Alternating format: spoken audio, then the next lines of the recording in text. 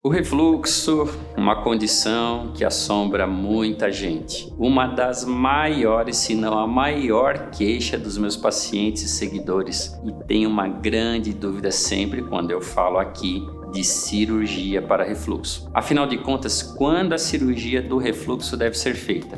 É hoje que eu vou te contar. Eu sou o Dr. Marcos Hartig, eu sou cirurgião digestivo. Eu estou aqui para te contar o que você precisa saber sobre a cirurgia de refluxo.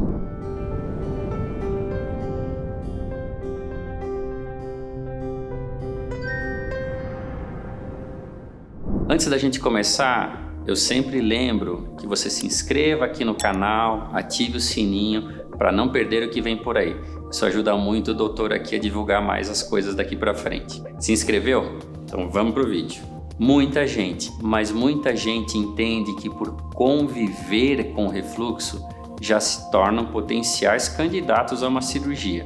E a lógica parece não estar errada, né? Se a gente avaliar apenas a presença da doença em si. Mas como não é tão simples assim, o refluxo é uma doença muito complexa, a gente precisa analisar muitos outros aspectos. A gente vê que a maioria dos pacientes não são elegíveis para o procedimento. Apenas 4 a 5%, e são dados de literatura, dados dos estudos, são pacientes que precisam de cirurgia.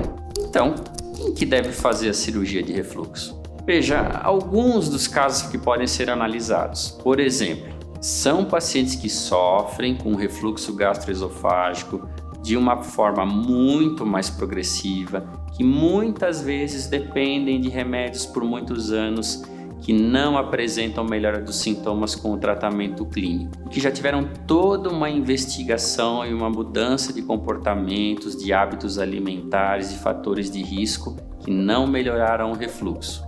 Isso é muito característico naqueles pacientes, por exemplo, que precisam de doses cada vez maiores de medicamentos ao longo dos anos. E sim, a gente pode analisar se a cirurgia terá mais benefício do que vantagem.